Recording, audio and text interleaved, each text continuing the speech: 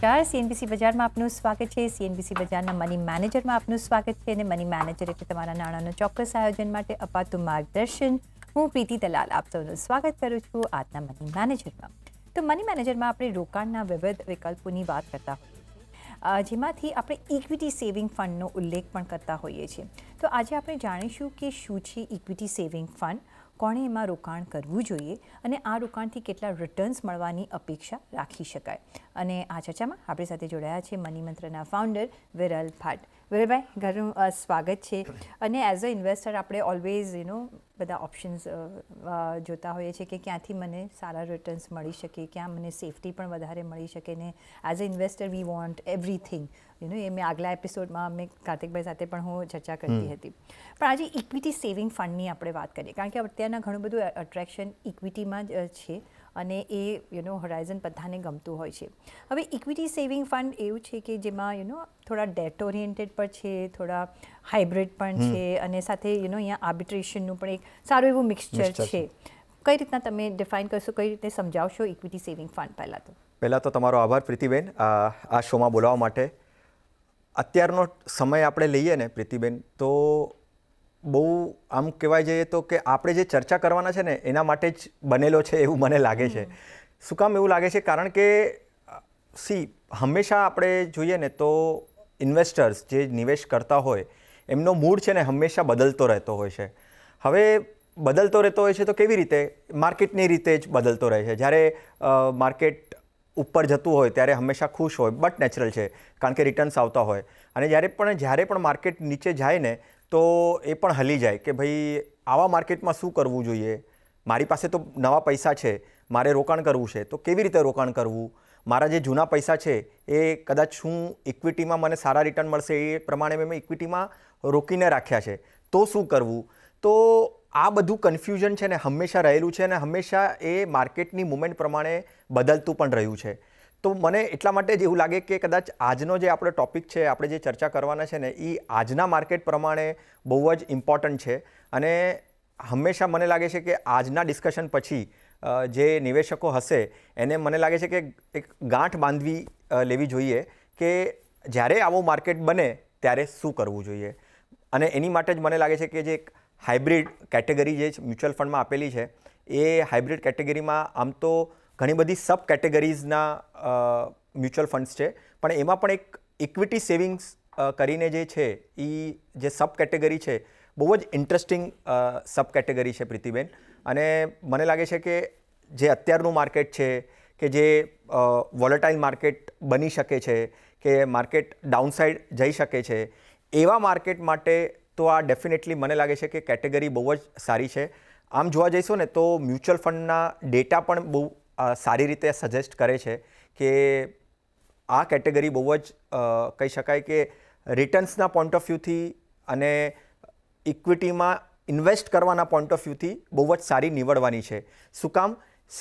હવે હંમેશા આપણે જ્યારે માર્કેટની વાત કરીએ ત્યારે માર્કેટ નો ડાઉટ જે માર્કેટમાં કદાચ 4 વર્ષ પહેલાં એન્ટ્રી કરેલી હશે એ કહેશે કે નહીં, માર્કેટ તો હંમેશા સારું જ રહેશે અને સારું જ રિટર્ન આપે છે. પણ લાસ્ટના 4 મહિનાઓ જોશું તો માર્કેટની બહુ જ વોલેટિલિટી એમને નડતી હશે અને ડર પણ લાગતો હશે. તો આ બધી જે કન્ફ્યુઝન કે ક્વેશ્ચન્સ કે ક્વેરીઝ આવે ને એના માટે મને લાગે છે કે આવી જે કેટેગરી જે છે ઇક્વિટી સેવિંગ કેટેગરી, એ ઇક્વિટી સેવિંગ કેટેગરી બધાના પોર્ટફોલિયોમાં હોવી જોઈએ. અને ડેફિનેટલી શું કામ હોવી જોઈએ અને શાના માટે હોવી જોઈએ એ તો આપણે ચર્ચા કરશું જ.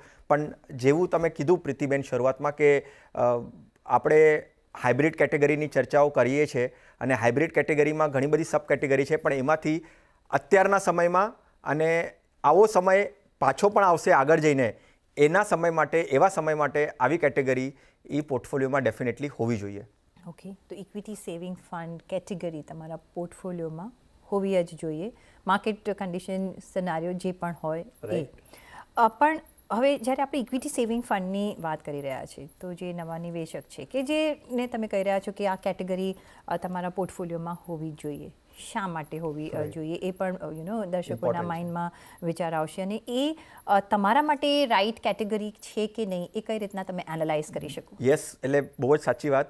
ડિફાઇન કરવું જોઈએ. આપણે તો કહી દીધું, આપણે તો કહેવા માટે બેઠા છીએ અહીંયા અને લોકો સાંભળી રહ્યા છે, પણ પ્રેક્ટિકલના પોઈન્ટ ઓફ વ્યૂથી કહું ને કે મેં મારા ક્લાયન્ટ સાથે પણ આ પ્રેક્ટિકલી જોયું છે અને ડિસ્કશન થતી હોય છે ત્યારે પહેલાં તો તમે ઇક્વિટી માર્કેટથી કદાચ ડરી જાઓ કે ભાઈ માર્કેટ બહુ વોલેટાઇલ છે, ડાઉનસાઇડ જઈ રહ્યું છે, 10-12% નેગેટિવ બહુ જ ઓછા સમયમાં થઈ જાય છે, ત્યારે લાગે કે આટલું રિસ્ક લેવું જરૂરી હતું. હવે જ્યારે રિસ્કની વાત કરીએ ને ત્યારે એમ લાગે કે નહીં ભાઈ આપણો પોર્ટફોલિયો ડાયવર્સિફાઈડ કરવો જોઈએ. હવે ડાયવર્સિફાઈડ કરવો જોઈએ તો ઇક્વિટીમાં નાખવો જોઈએ, બરાબર છે, ડેટમાં નાખવું જોઈએ. પણ શું કામ નહીં કે એવો ટાઈપનું ફંડ તમે લો જે તમારે ઓવરઓલ ડાઉનસાઇડમાં માર્કેટને પ્રોટેક્ટ કરે, રાઈટ. હવે આ ડાઉનસાઇડમાં પ્રોટેક્ટ કરે ને એ બહુ જ ઇમ્પોર્ટન્ટ છે, કારણ કે તમે અગર 100% ઇક્વિટીમાં નાખેલું હશે તો ડાઉનસાઇડમાં પ્રોટેક્ટ થવું ને એ બહુ ડિફિકલ્ટ થઈ જાય. પણ આવા જે ફંડ્સ જે છે ઇક્વિટી સેવિંગ્સ ફંડ એ તમને ડેફિનેટલી પ્રોટેક્ટ કરે છે. એનું એલોકેશનને આપણે પહેલાં જોઈએ. હવે એલોકેશન જોઈશું તો આપણે ડિફાઇન કરી શકશું કે શું કામ ઇમ્પોર્ટન્ટ છે. પહેલાં તો ઇક્વિટીનું એક્સપોઝર એમાં આપણે જોઈએ ને તો 20-40%, એટલે 20% મિનિમમ રેન્જથી લઈને મેક્સિમમ 40% પ્યોર ઇક્વિટીમાં ઇન્વેસ્ટ કરે છે, એટલે કે પ્યોર ઇક્વિટીના સ્ટોક્સમાં ઇન્વેસ્ટ કરે છે. હવે એમાં 20-40 અગર પ્યોર ઇક્વિટી થઈ ગયું તો 60-80% એ ડેટ કેટેગરીમાં અને આર્બિટ્રાજ કેટેગરીમાં નાખે છે. હવે જે મેં ડાઉનસાઇડ પ્રોટેક્શનની વાત કરીને તો એક આર્બિટ્રાજ સ્ટ્રેટેજી એક હોય છે માર્કેટમાં જે ફંડ મેનેજરો હંમેશા યુઝ કરતા હોય છે કે ભાઈ તમારું જે ડાઉનસાઇડ છે ને એને પ્રોટેક્ટ કરે, એટલે ડે ટુ ડે બેસિસમાં બાય એન્ડ સેલ કરે. કેશ પ્રાઇઝ એટલે ડેરિવેટિવ્સમાં ડિફરન્ટ સ્ટોક્સની પ્રાઇઝીસ હોય અને એને હેચ કરીને પોર્ટફોલિયોમાં પોઝિટિવ રિટર્ન્સ લાવવાની ટ્રાય કરે ઓન અ ડેલી બેસિસ. હવે ડેલી બેસિસ ઉપર પ્રોફિટ લાવવાની વાત કરે એટલે એનો મતલબ એવો થયો કે act as a date product, બરાબર છે ઇક્વિટી સેવિંગ્સ નામ, પણ એનું જે પાસ્ટ પરફોર્મન્સ પણ છે કે રિટર્ન આવવાની ક્ષમતા છે એ ડેટ અને ડેટથી થોડુંક વધારે આવવાની પણ ક્ષમતા રાખે છે આ ઇક્વિટી સેવિંગ સ્કીમ. એટલે પહેલાં તો 20-40% પ્યોર ઇક્વિટી, 60-80 ડેટ અને આર્બિટ્રાજ. અને ઓવરઓલ અગર તમે જોશો તો તમારે અગર એ પર્ટિક્યુલર કોઈ પણ કેટેગરીને ઇક્વિટીમાં ક્વોલિફાય થવું હોય એટલે એના ટેક્સેશનના પોઈન્ટ ઓફ વ્યૂથી ઇક્વિટીમાં ક્વોલિફાય થવું જોઈએ તો 65% એને ઇક્વિટીમાં નિવેશ કરવું જોઈએ, બરાબર છે. તો આ કેટેગરી જે છે એ આ 65-70% ઇક્વિટીમાં નાખે છે, કારણ કે 20-40% પ્યોર ઇક્વિટી છે અને એમાંથી 60-80% એ આર્બિટ્રાજમાં પણ નાખે છે. એટલે ઓવરઓલ એનું એમ એ જ હોય છે કે એ 65-80% ઇક્વિટીમાં નાખશે અને 20-30% એ ડેટમાં નાખશે. 65-70% જે ઇક્વિટીમાં નાખશે એમાં પ્યોર ઇક્વિટીનો ભાગ જે હશે એ બહુ ઓછો હશે, રાઈટ. કારણ કે આ એઝ અ ડેટ પ્રોડક્ટ પણ ડેટના રિટર્ન જેવું પણ ડેટના જેવી સેફટી પણ ડાઉનસાઇડ પ્રોટેક્ટેડ પણ લાવવાની કોશિશ કરશે અને તમને રિટર્ન એક આમ કહી શકો કે એફડી કરતાં થોડુંક વધારે અને સાથે સાથે ઇક્વિટી ટેક્સેશન પણ આપવાની ક્ષમતા ધરાવે છે. સો જો ઇન શોર્ટ આપણે સમજવું હોય વિરલભાઈ તો એમ કહી શકાય કે આ એવું એક ફંડ છે જે ઇક્વિટીના ફીચર્સ સાથે છે, સાથે એમાં ડેટ પણ જે કોમ્પોનન્ટ છે જે આપણને સેફટી આપણી જોઈતી હોય કેપિટલની, પણ રિટર્ન્સ થોડા ઇક્વિટી અને ડેટની વચ્ચે આપે છે, એટલે મોડરેટ રિટર્ન્સ આપે છે ને એના અને જેને બહુ હાઈ રિસ્ક ન લેવું હોય પણ ઇક્વિટીમાં જો ઇન્વેસ્ટ કરવું હોય તો આ એક બેસ્ટ વિકલ્પ બની શકે છે, કારણ કે એમાં કોમ્બિનેશન એવું છે. તો આ સિમ્પલ લેંગ્વેજમાં તમને બંનેના ફ્રૂટ્સ તમે મેળવી શકો છો, ડેટ કરતાં વધારે, ઇક્વિટી કરતાં થોડું ઓછું, એટલે મિડ રેન્જમાં તમને મળી શકે છે. પણ મેઇન છે કે તમારી સેફટી જેને બહુ રિસ્ક લેવા એવર્સ ના હોય એના માટે એક સારું ઓપ્શન બની રહે છે. પણ જે આમાં કાઉન્ટર ક્વેશ્ચન જે મારો છે કે જેની પાસે થોડો ટાઈમ ફ્રેમ વધારે છે 3 થી 5 વર્ષનો, એ લોકો કઈ રીતના આ ફંડને જોઈ શકે છે, કઈ રીતના અહીંયા રિટર્ન્સ ચેન્જ થઈ શકે છે? જો આમાં છે ને એક એનાલિસિસ કરેલું છે પ્રીતિબેન, કે પહેલાં તો તમે એમ કીધું ને કે સાચું કહું ને પ્રીતિબેન તો લોકો કે કેટલું રિસ્ક લેવું જોઈએ એ નથી સમજાતું હોતું, રાઈટ. ડેફિનેટલી કોઈ સાથે ફાઇનાન્શિયલ એડવાઇઝર હોય કોઈ હેન્ડ હોલ્ડિંગ કરવાવાળું હોય તો ડેફિનેટલી એ એક ડિફાઇન કરી શકીએ કે તમને કેટલું રિસ્ક લેવું જોઈએ અને ઘણા બધા આસ્પેક્ટ્સ ધ્યાનમાં રાખવા જોઈએ. પણ ચલો આપણે અહીંયા માની લે ચલીએ કે લોકોને રિસ્ક સમજાય છે અને લોકો સમજી શકે છે. કેવું થાય છે કે જ્યારે માર્કેટ બહુ જ સારું હોય છે ને, માર્કેટમાં રિટર્ન્સ જ્યારે આવતું હોય છે ને, ત્યારે છે ને આ બધા પરિબળો છે ને કામમાં નથી આવતા અને એના માટે એ લોકો શું કરે છે કે ભાઈ ના, મારે તો 100% ઇક્વિટીમાં નાખવું જોઈએ. અને આપણે આજે શો પર ચર્ચા જ એટલા માટે કરી રહ્યા છે, તમે તમારું 100% ઇક્વિટીનો પોર્ટફોલિયો રાખો.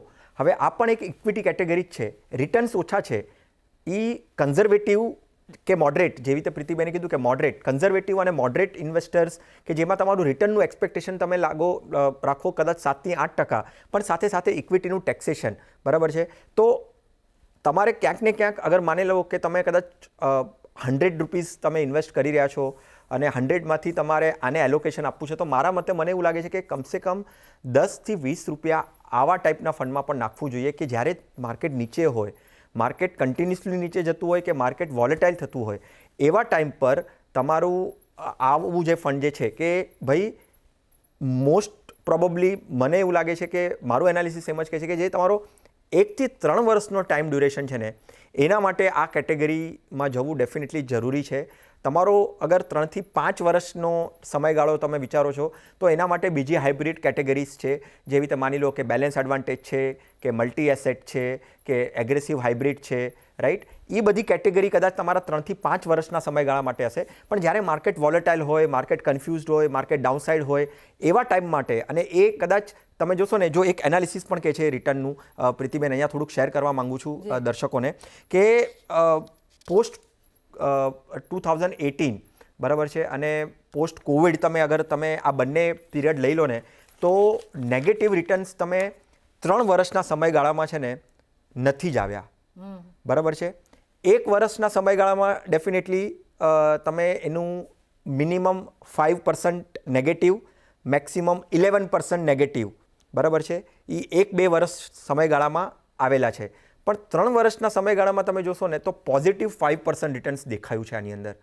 તો 1 થી 3 વર્ષ એટલા માટે કે ભાઈ તમે કદાચ તમારા શોર્ટ ટર્મ ગોલ્સ હોય તો તમે આવા ટાઈપના કેટેગરીમાંથી તમે નિવેશ કરીને તમે જે માર્કેટની વોલેટિલિટી છે કે તમને માર્કેટના વોલેટિલિટી તમે એમ શરૂઆતમાં જ્યારે તમે નિવેશ કરો ને ત્યારે તમે એમ કહી શકો કે મને તો માર્કેટથી ડર નથી, હું તો લોંગ ટર્મ ઇન્વેસ્ટર છું, મને તો નેગેટિવ જાય તો એની કાંઈ ચિંતા નથી. પણ જ્યારે નેગેટિવ જાય છે ને ત્યારે મને ચિંતા થવા માંડે છે, રાઈટ. તો આ જે માઇન્ડસેટ શિફ્ટ થાય છે કે ચેન્જ થાય છે ને, એ એક બિહેવિયરલ આસ્પેક્ટ હોય છે. તો એ બિહેવિયરલ આસ્પેક્ટને કંટ્રોલ રાખવા માટે છે ને 1 થી 3 વર્ષના પોઈન્ટ ઓફ વ્યૂથી, short term goal point of વ્યૂથી, તમને ખબર છે કે મારો આ ગોલ 2 થી 3 વર્ષ કે 4 વર્ષ પછી આવવાનો છે, તો એ ટાઈમ ફ્રેમના મર્યાદિત થવા માટે આવી કેટેગરીમાં ડેફિનેટલી ઇન્વેસ્ટ કરવું જોઈએ.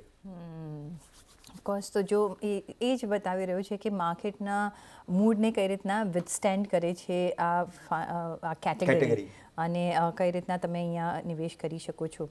પણ ટેક્સેશન પોઈન્ટ ઓફ વ્યૂ પણ અહીંયા જાણવું જરૂરી છે, કારણ કે tax is a big part of our lives now, અને એવું કંઈ હવે ટેક્સ ફ્રી નથી રહ્યું, અને એ પણ સમજવું જરૂરી છે કે પોસ્ટ ટેક્સ આપણને કઈ રીતના રિટર્ન્સ મળી આવે છે. કઈ રીતના તમે જોશો?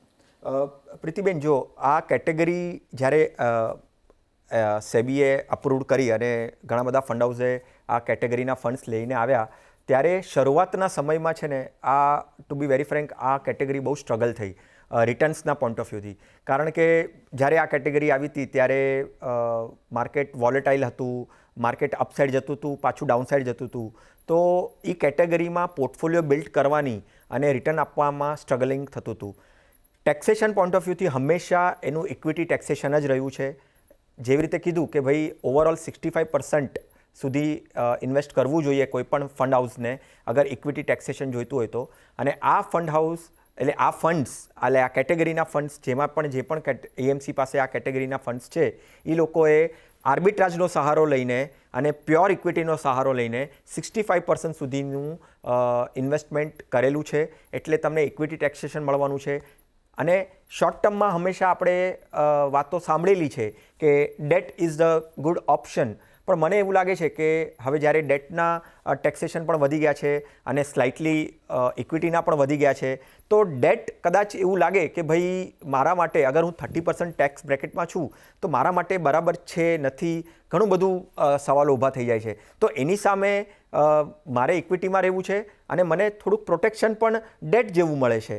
રિટર્ન્સ થોડુંક મારા ડેટ કરતાં વધારે આવે છે અને મારો ટાઈમ ફ્રેમ અગર 1 થી 3 વર્ષ હશે તો ડેફિનેટલી મારે આ કેટેગરી જોવી જોઈએ, કારણ કે ટેક્સેશન ઇક્વિટી છે, 12.5%ના પર્સનના પોઈન્ટ ઓફ વ્યૂથી લાગવાનું છે અને હાઇબ્રિડના પોઈન્ટ ઓફ વ્યૂથી તમારે કંઈક વિડ્રોવલ્સ પણ જોતા હોય તો આવી કેટેગરીમાં પણ નાખવું કંઈ ખોટું નથી, જ્યાં તમે કદાચ માની લો 1 થી 3 વર્ષનો પોઈન્ટ ઓફ વ્યૂથી તમારે 3 વર્ષ પછી કે 5 વર્ષ પછી માની લો કંઈક વિડ્રોવલ્સ જોતા હોય થોડા તો 1,25,000 જેટલું તો તમારું માફત છે, બરાબર છે. તો તમને થોડી અમાઉન્ટ પણ તમારે વિડ્રો કરવી હોય તો આવી કેટેગરીથી ઇક્વિટીના ટેક્સેશન લઈને તમે ડેફિનેટલી બેનિફિટ થઈ શકો છો.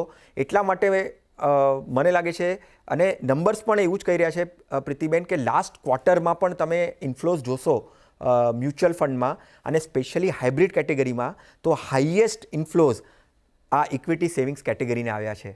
તો માર્કેટને પણ હવે સમજાવવા માંડ્યું છે કે ભાઈ આ કેટેગરી બહુ ઇમ્પોર્ટન્ટ છે.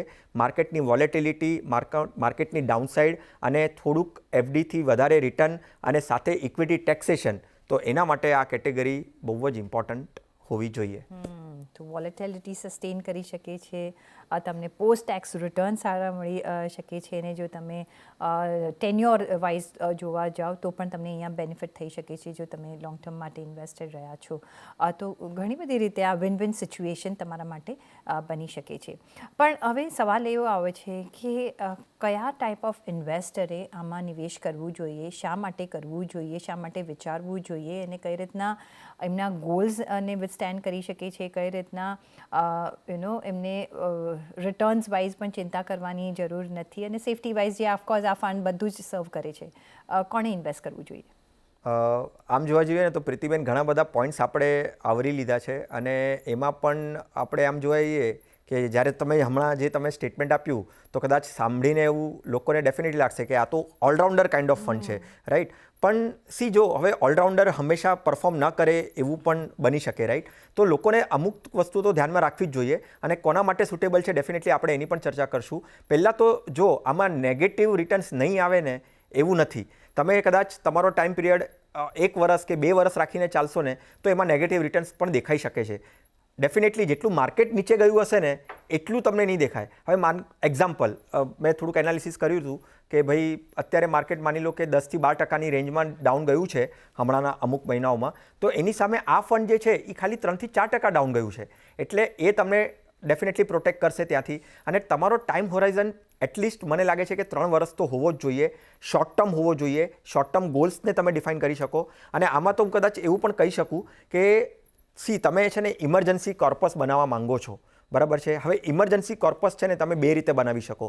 એક તો પ્યોર ડેટ એલોકેશન કરવું જોઈએ અને થોડુંક એલોકેશન તમારે આવા ટાઈપના ફંડમાં પણ કરવું જોઈએ કે જ્યારે તમને થોડુંક રિટર્ન્સને પણ વધારે મળે, તમારું ટેક્સેશનની પણ સારી બેનિફિટ તમને મળે ઓવરઓલ, અને તમે 3 વર્ષ તમે નિશ્ચિંતપણે તમે આની અંદર રહો અને તમને માર્કેટની વોલેટિલિટીથી પણ ચિંતા ન કરવી જોઈએ. અને સ્પેશિયલી સિનિયર સિટીઝન્સ, બરાબર છે. હવે સિનિયર સિટીઝન્સ માની લો કદાચ રિટાયર થવાના છે, હવે રિટાયરમેન્ટ થયા પછી પણ તમને રેગ્યુલર ઇન્કમ તો કંઈક તો તમે એક્સપેક્ટ કરશો જ.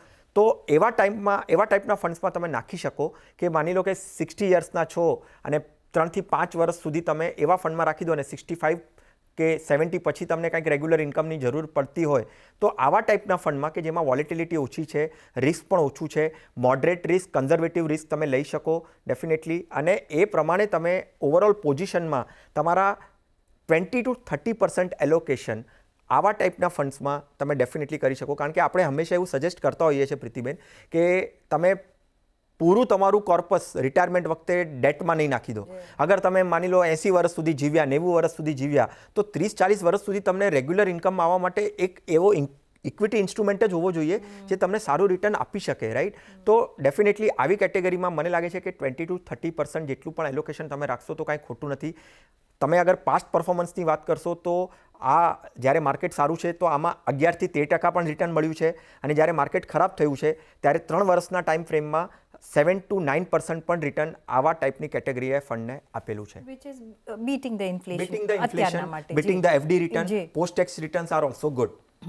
ઓકે, તો આ એક સારો વિકલ્પ બની શકે છે. તમારો રિસ્ક એપેટાઇટ કેટલો છે, ટાઈમ ફ્રેમ ઓફકોર્સ અહીંયા મેટર કરે છે, પણ જો તમે ખાલી પ્યોર ડેટ ફંડ્સમાં જોતા હો તો એના કરતાં આ એક વિકલ્પ સારો છે કે જે સેફટી પણ આપે છે, તમારા ઇન્ફ્લેશનને બીટ પણ આગળ કરી શકે છે અને તમને એક સ્ટેડી ઇન્કમ ફ્લો આપી શકે છે. ડાઉન સાઇડ ઘણી ઓછી છે અને અપસાઇડ પણ એટલી બધી નથી, પણ તમને સારા એવા રિટર્ન્સ મળી શકે છે. જો માર્કેટ આઉટ પરફોર્મ કરે છે તો મે બી અપસાઇડ ઘણી વધી જાય છે, જેવી રીતે આપણે ફાઇનાન્શિયલ યર 23-24માં જોયું છે. તો અહીંયા I think win win situation છે, તો આ એક વિકલ્પ હોઈ શકે. એટલીસ્ટ તમારા 20 થી 30% પૈસા તમારે આ ફંડમાં એલોકેટ કરવા જોઈએ, સ્પેશિયલી જે મે બી રિટાયર્ડ ક્લાસ હોય એના માટે આ એક બોન બનીને આવી શકે છે. રાઈટ, અને those who are into 40s 50s કે ભાઈ હજી 10-15 વર્ષ છે, રિટાયરમેન્ટના કોર્પસ બનાવવાના પોઈન્ટ ઓફ વ્યૂથી પણ એના માટે પણ સારું, એના માટે પણ સારું છે. જી, દર્શકોના સવાલ હવે લઈશું. અને વિરલભાઈ, પહેલો જે સવાલ આવી રહ્યો છે ઉત્પલ પટેલનો આવી રહ્યો છે, કહી રહ્યા છે કે એમની ઉંમર 30 વર્ષની છે, એ જોબ કરી રહ્યા છે ને એમને આપણો ફાયરનો શો જોયો હતો જે અમે થોડા વખત પહેલાં કર્યો હતો, અને જે એમને ઘણો રસપ્રદ પણ લાગ્યો. થેન્ક યુ, તમને રસપ્રદ લાગ્યો. તમારા માટે જ અમે આ બધા શો કરતા હોઈએ છીએ, ડિફરન્ટ એવેન્યુઝ અને ડિફરન્ટ એંગલથી જોવા માટે.